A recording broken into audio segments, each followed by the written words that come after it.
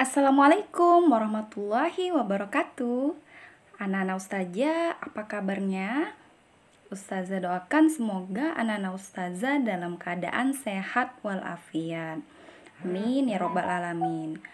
Dan jangan lupa selalu tetap menjaga kesehatan ya anak-anak ustazah. Nah, kita kembali belajar pembelajaran IPA. Untuk itu materi di kelas 8 ini kita akan mulai dengan materi gerak pada benda.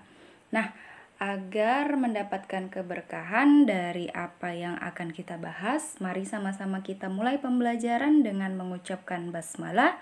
Bismillahirrahmanirrahim. Nah, anak-anak ustazah, berbicara mengenai gerak tentunya sangat akrab di dalam kehidupan kita sehari-hari. Kalian semua pasti sudah menerapkan gerak di kehidupan kalian sehari-harinya. Entah itu ketika kalian mengendarai sepeda, atau kalian naik sepeda motor, ataupun kalian mengendarai mobil misalnya. Ataupun kalian naik mobil. Nah, itu merupakan contoh daripada gerak yang kita kerjakan di kehidupan sehari-hari. Untuk itu, mari perhatikan baik-baik penjelasan di video ini. Nah, jika ada yang kurang dipahami nanti boleh ditanyakan ke ustazah. Nah, anak-anak ustazah yakin pasti kalian pernah naik mobil. Nah, ketika kalian naik mobil, satu ketika pasti ada momen di mana kalian melihat ke arah jendela. Ketika kalian melihat ke arah jendela, otomatis di luar mobil. Nah, kira-kira bagaimanakah keadaan benda-benda yang kalian lihat di luar mobil tersebut? Nah, tentunya kalian melihat bahwasanya benda-benda seperti tiang listrik di jalan ataupun pepohonan di jalan seolah-olah bergerak pada saat kalian lihat keluar mobil. Nah, sebenarnya pada dasarnya adalah pohon ataupun tiang listrik tersebut tidak bergerak, hanya saja yang bergerak adalah kalian yang ada di dalam mobil. Nah, gerak ini biasanya disebut dengan gerak semu atau gerak yang tidak sebenarnya atau gerak yang tidak nyata. Di mana gerak ini terjadi pada benda yang sebenarnya benda tersebut diam tetapi tampak terlihat seolah-olah sedang bergerak.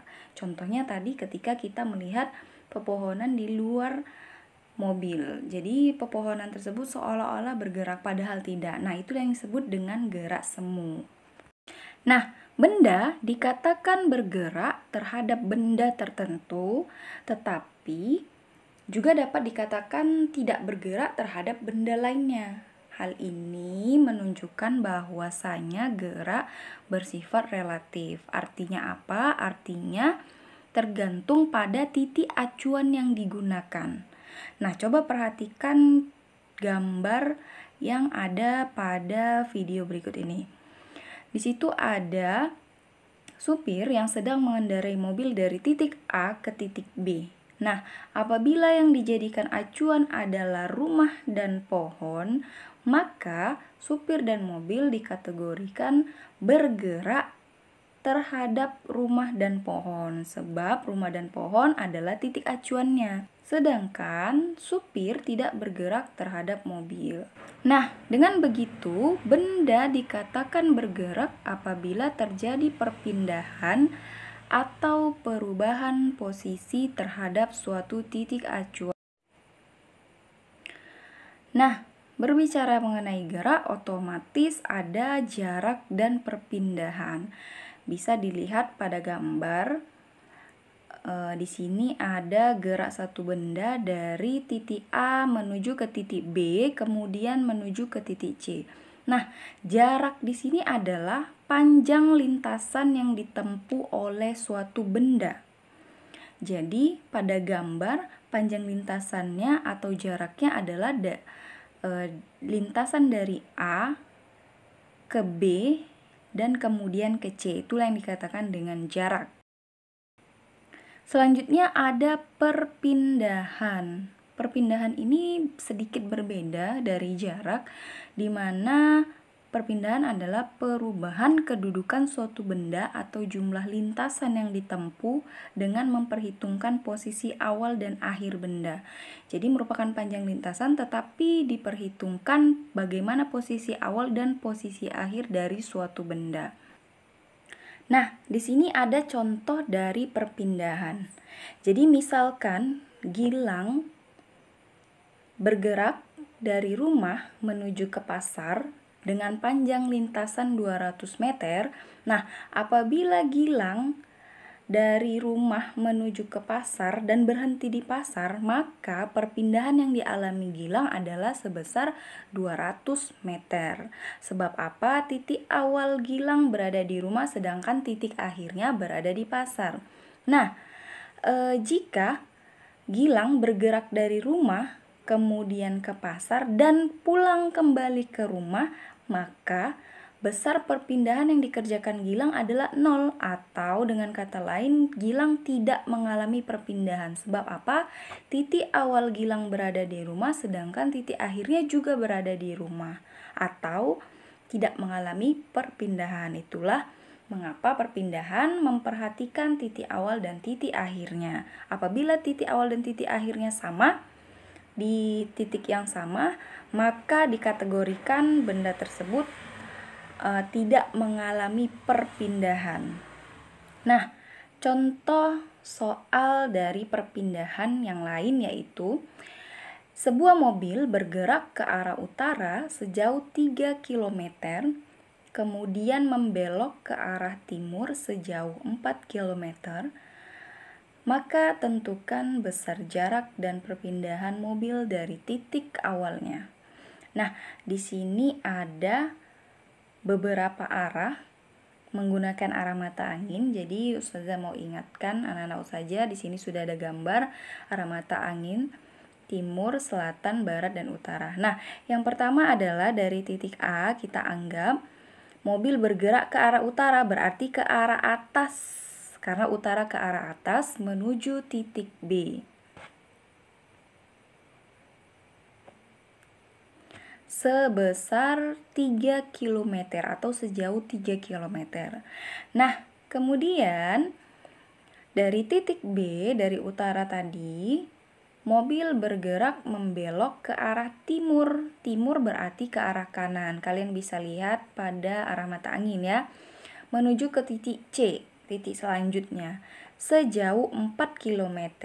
Maka perpindahannya adalah kita tarik dari titik A ke titik C. Itu merupakan panjang perpindahannya. Maka untuk menghitung perpindahannya tadi, yang pertama kita cari jarak dulu ya. Nah, jaraknya adalah panjang lintasannya dari A ke B kemudian ke C. Maka jumlahkanlah panjang A ke B ditambah dengan panjang B ke C. Panjang A ke B 3 km ditambah panjang B ke C 4 km. Sehingga menghasilkan 7 km. Jadi jarak yang ditempuh dari titik A ke titik B ke titik C yaitu sebesar 7 km. Selanjutnya, untuk menentukan perpindahan yaitu pada garis AC, dapat menggunakan teorema Pythagoras, yaitu AC kuadrat sama dengan AB kuadrat ditambah dengan BC kuadrat. Nah, AB sebesar 3, maka 3 kuadrat ditambah dengan BC 4, yaitu 4 kuadrat, maka menghasilkan 25. Dimana 3 kuadrat itu 9 dan 4 kuadrat 16, jadi hasilnya 25. Nah, kemudian itu tadi masih AC kuadrat.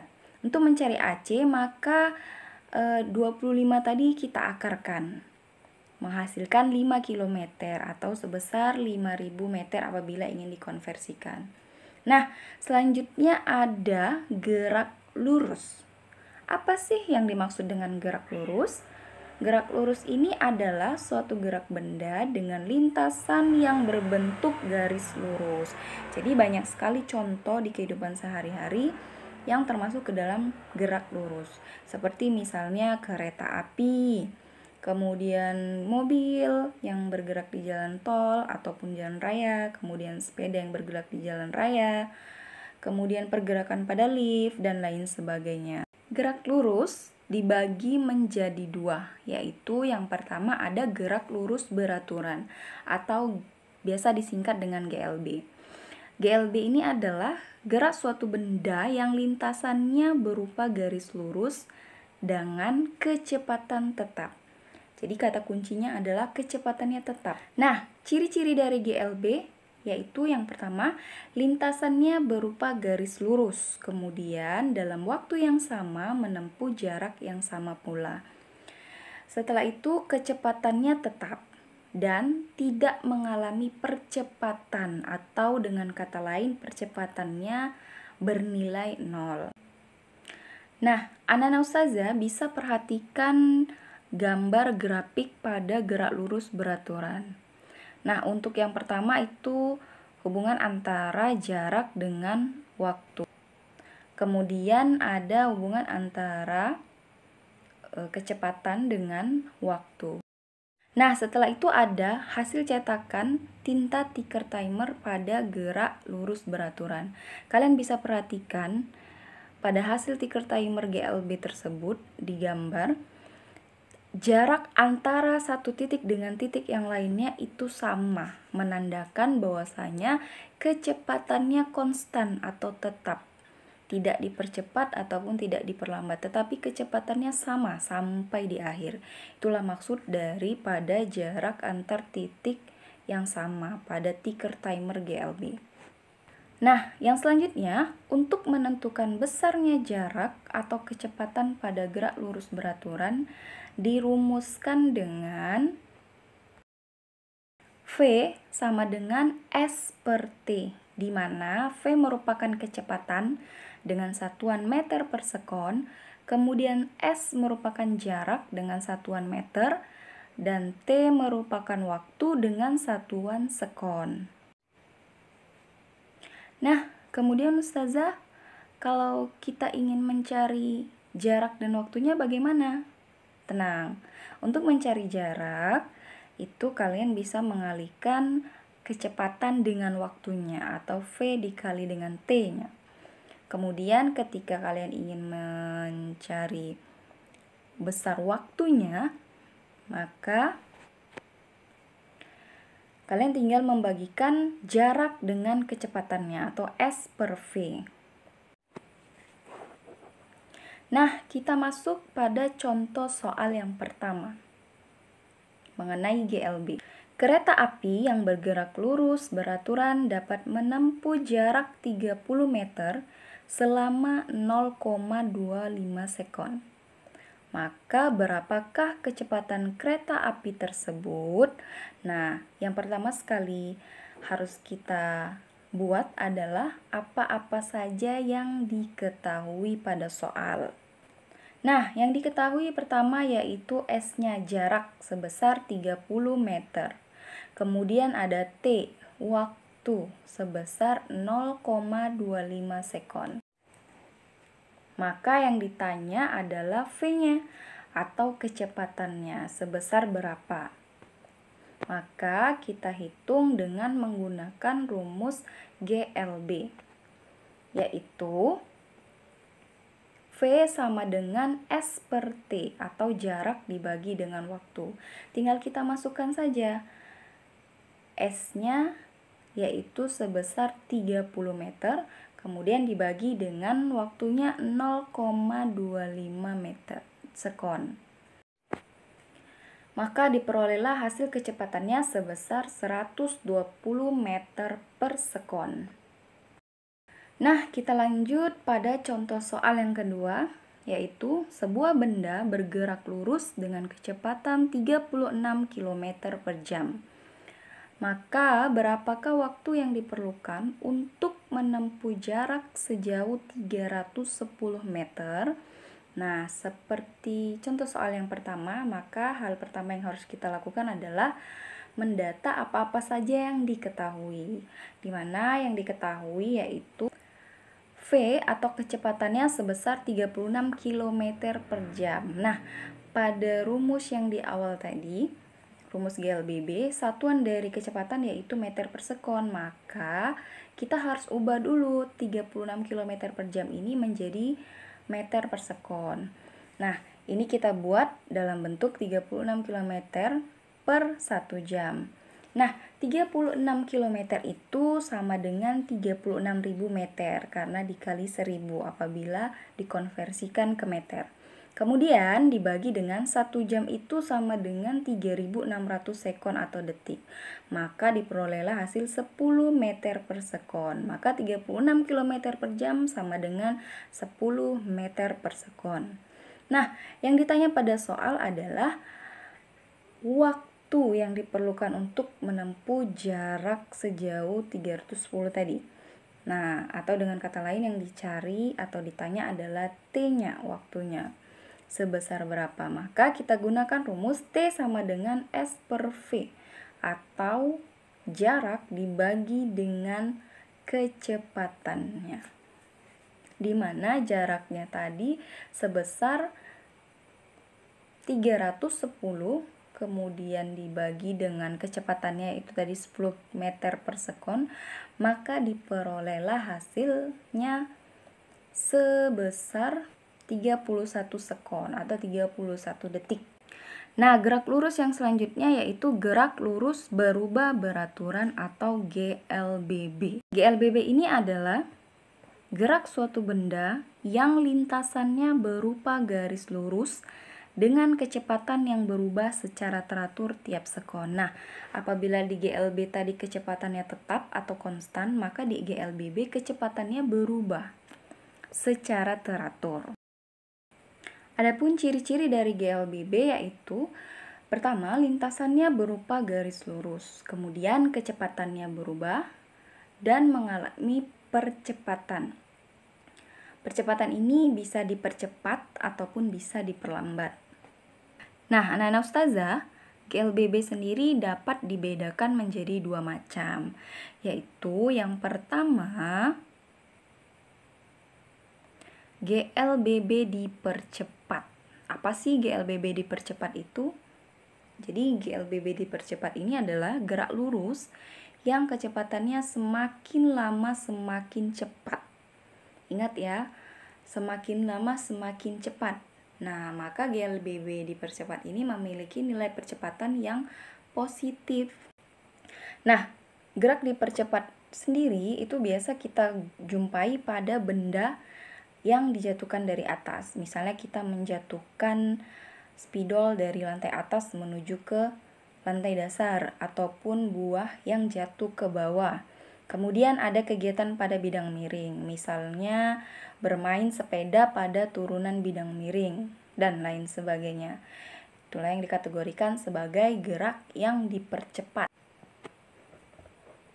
Nah, anak-anak ustazah bisa perhatikan bagaimana bentuk grafik dari GLBB yang dipercepat. Sini ada hubungan antara kecepatan dengan waktu pergerakan benda.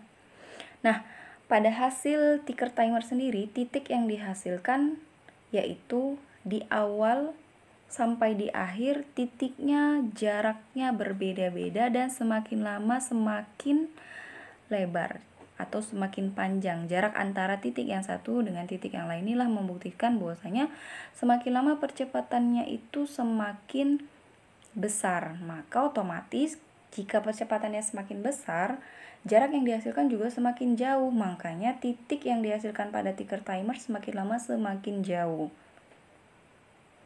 Kemudian yang kedua ada GLBB diperlambat. GLBB diperlambat ini sendiri memiliki makna bahwasanya gerak lurus yang kecepatannya semakin lama semakin berkurang. Jadi keterbalikan dari GLBB yang dipercepat. Nah, GLBB diperlambat ini memiliki nilai percepatan yang negatif. Kemudian gerak diperlambat ini biasa kita jumpai pada sepeda yang direm ataupun kendaraan bermotor yang direm. Kemudian kelereng yang menggelinding di lantai yang datar. bisa juga benda-benda yang kita lemparkan vertikal ke atas atau kita lambungkan ke atas, dan lain-lain sebagainya. Nah, anak-anak saja silakan perhatikan bagaimana gambar grafik dari GLBB yang diperlambat. Sangat terlihat jelas perbedaannya dengan GLBB yang dipercepat ya. Nah, pada ticker timer yang dihasilkan titik-titik pada GLBB yang diperlambat, semakin lama jarak antar titiknya semakin mengecil. Inilah menandakan bahwasanya semakin lama percepatan pada GLBB diperlambat, semakin berkurang, semakin kecil, dan semakin melambat hingga pada akhirnya berhenti. Jadi kalian bisa lihat jarak antar satu titik dengan yang lainnya semakin lama semakin mengecil. Selanjutnya, percepatan pada GLBB dirumuskan dengan A sama dengan delta V per T atau perubahan kecepatan dibagi dengan waktu, yaitu Vt dikurang V0 per T, di mana A merupakan percepatan dengan satuan meter per sekon kuadrat, kemudian V0 merupakan kecepatan mula-mula dengan satuan meter per sekon, kemudian Vt merupakan kecepatan akhir dengan satuan meter per sekon, dan T merupakan waktu dengan satuan sekon. Nah, di sini ada contoh soal yang pertama mengenai GLBB, yaitu sebuah mobil bergerak lurus dipercepat beraturan dengan kecepatan awal 25 meter per sekon. Kemudian setelah 10 sekon, kecepatannya menjadi 45 meter per sekon. Maka tentukanlah besar percepatan yang dialami mobil tersebut. Dari soal kita bisa mengetahui bahwasanya mobil mengalami gerak dipercepat, di mana yang awalnya kecepatannya 25 meter per sekon menjadi 45 meter per sekon. Maka hal yang pertama kita lakukan adalah mendata apa-apa saja yang diketahui. Di mana yang diketahui pertama yaitu kecepatan awalnya atau kecepatan mula-mula, yaitu V0-nya sebesar 25 meter per sekon. Kemudian Vt-nya atau kecepatan akhirnya 45 meter per sekon. Selanjutnya ada waktu yaitu T sebesar 10 sekon. Maka yang ditanya yaitu besar percepatannya atau A-nya berapa. Maka kita langsung masukkan rumus untuk mencari percepatan pada GLBB, yaitu A sama dengan Vt atau kecepatan ke akhir dikurang dengan V0 kecepatan awal dibagi dengan waktunya. Nah, kecepatan akhir seperti yang kita ketahui tadi sebesar 45 meter per sekon, kemudian dikurang kecepatan awalnya 25 meter per sekon dan dibagi dengan waktu sebesar 10 sekon, maka menghasilkan percepatan 2 meter per sekon kuadrat. Kita masuk kepada contoh yang kedua, yaitu sebuah benda bergerak diperlambat beraturan dengan kecepatan awal 30 meter per sekon. 10 detik kemudian benda berhenti. Nah, maka tentukan besar perlambatan yang dialami benda tersebut. Kita data dulu apa-apa saja yang diketahui. Nah, yang diketahui pertama yaitu V0 atau kecepatan awalnya sebesar 30 meter per sekon. Nah, yang selanjutnya ada Vt atau kecepatan akhirnya sebesar 0 meter per sekon. Kenapa 0? Karena di situ dikatakan bahwasanya benda berhenti. Nah, yang selanjutnya ada T-nya atau waktunya yaitu sebesar 10 sekon atau 10 detik. Maka yang ditanya adalah besar perlambatannya. Jadi kalau dikatakan perlambatan berarti nanti hasilnya negatif ya, atau A-nya yang ditanya. Nah, maka kita gunakan rumus untuk mencari A atau perlambatan, yaitu Vt dikurang V0 atau kecepatan akhir dikurang dengan kecepatan awal dibagi dengan waktunya. Maka kita masukkan kecepatan akhirnya tadi sebesar 0 meter per sekon, kemudian dikurang dengan 30 meter per sekon kecepatan awalnya, dibagi dengan 10 waktunya, maka diperolehlah hasil sebesar negatif 3 meter per sekon kuadrat, atau dengan kata lain mengalami GLBB diperlambat. Anak-anak ustazah, tahukah kalian di dalam Al-Quran surah Al-Anbiya ayat 33 yang berbunyi Bismillahirrahmanirrahim. Wa huwallazi khalaqal laila wan nahara wasyamsa wal qamara kullu fi falakin yasbahun. Yang artinya, dan dialah yang telah menciptakan malam dan siang, matahari dan bulan, masing-masing dari keduanya itu beredar di dalam garis edarnya.